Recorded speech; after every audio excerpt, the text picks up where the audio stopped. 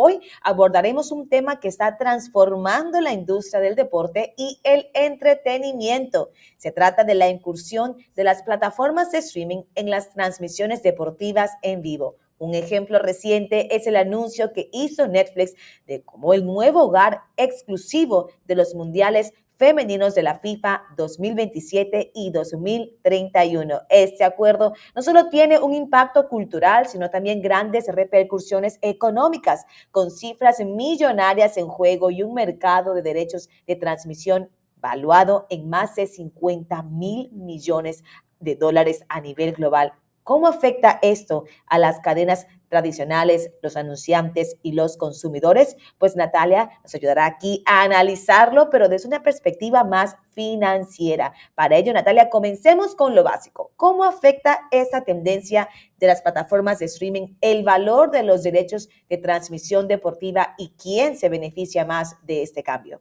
Qué buena pregunta, Vanessa, porque el mercado de derechos deportivos pues sigue en crecimiento, por eso es que muchos se pelean por ellos, estimándose en 60.000 millones de dólares para 2024, es un aumento del 15% si lo comparamos con el año 2023. Plataformas como la que veníamos hablando ahora, Netflix, están dispuestas a pagar cifras récord como se han visto con este acuerdo, cuyo valor aún no se ha revelado, pero podría superar, Vanessa, los 200 millones de dólares solo por los derechos de los mundiales femeninos. Todo esto beneficia principalmente a organizaciones, claro está, como la FIFA, que diversifican sus ingresos y a los deportes femeninos, que ahora reciben un mayor foco de atención, como lo veníamos diciendo, y las ligas están capitalizando esta competencia para incrementar los precios, ojo, de sus derechos año tras año.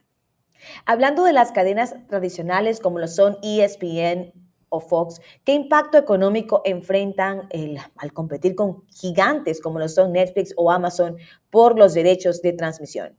Pues mira, Vanessa, las cadenas tradicionales están perdiendo una parte significativa de su mercado. Por ejemplo, ESPN ha visto una caída en su base de suscriptores de 100 millones en el año 2011 a 73 millones en el año 2024. Todo esto ha reducido sus ingresos por suscripciones, Vanessa, en más de 2.000 millones de dólares anuales. Fox, por su parte, que posee los derechos del Mundial masculino del año 2026, pagó 425 millones de dólares por esos derechos, pero también enfrentó el desafío de justificar toda esta inversión frente a una audiencia fragmentada y anunciantes que migran al streaming.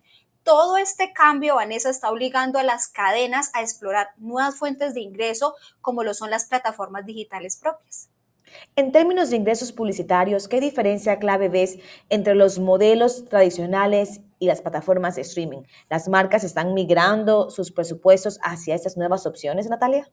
Absolutamente, mira, Vanessa, en 2023 los ingresos publicitarios en deportes alcanzaron los 6.700 millones en Estados Unidos y una proporción cada vez mayor de este gasto está migrando al streaming.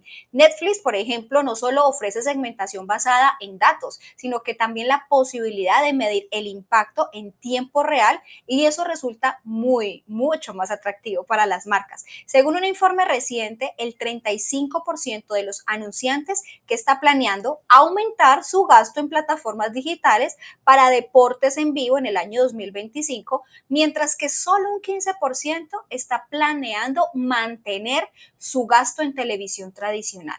Interesante, Natalia. Mencionaste que los consumidores podrían enfrentar costos más altos debido a la fragmentación del mercado. ¿Qué impacto podría tener eso en lo que es la accesibilidad y en la demanda del contenido deportivo? Uy, Vanessa, yo diría que es un efecto visible, porque actualmente el consumidor promedio en Estados Unidos gasta $40 al mes en suscripciones deportivas, solo deportivas, y ese monto podría aumentar con la fragmentación. Ahora, a nivel global, el gasto en suscripciones deportivas de streaming alcanzó los 16.000 millones de dólares en el año 2023. Eso es un 20% más que en el 2022 y todo este incremento puede limitar la accesibilidad, especialmente para audiencias que son más jóvenes o que tienen ingresos bajos, lo que podría reducir la demanda en ciertos segmentos demográficos. Además de los derechos de transmisión, Netflix planea producir documentales exclusivos sobre los mundiales femeninos. Desde una perspectiva económica, ¿cómo beneficia ese contenido adicional tanto a la plataforma como también a la FIFA?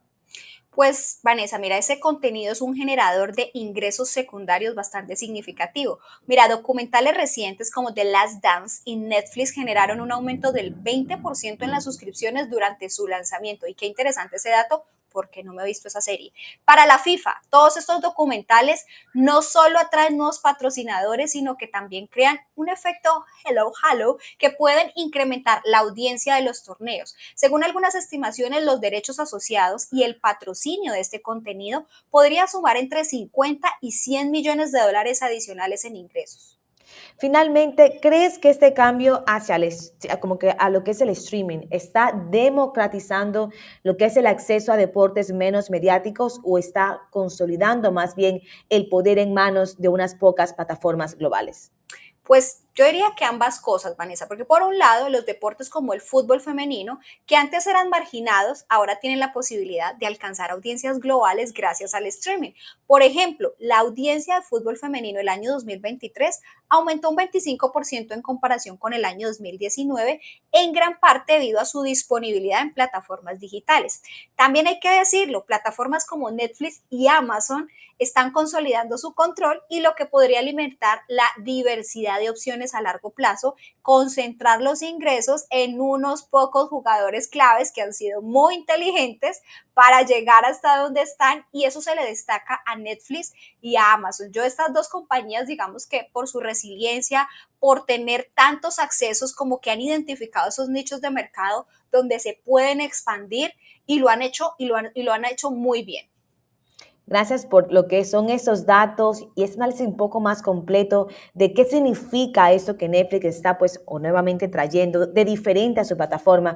Este tema claramente tiene un impacto significativo no solo en el entretenimiento, sino también en la economía global. Así que seguiremos atentos a ver cómo evoluciona esa transformación en los próximos años. Natalia, a mí lo que me sorprende de todo esto es ver cómo, decías tú, Netflix apuesta, como Sí. siempre, a todo lo que sea nuevo, a buscar alcanzar por decirlo así, a ese público que aún no ha logrado atraer, es decir, a través del deporte femenino. Y mira, te voy a mostrar las acciones de Netflix antes de irnos. En 2020, yo dije, Netflix empezó a caer mucho porque después de pandemia ellos sufrieron una caída importante. Y ellos, a punta de resiliencia, de empezar a hacer ellos mismos sus producciones propias, de empezar a ganarse los derechos como este que estamos hablando, mira lo que ha pasado desde ese entonces con la acción. En los últimos 5 años, a pesar de esta caída, tenía un desempeño de más del 169%.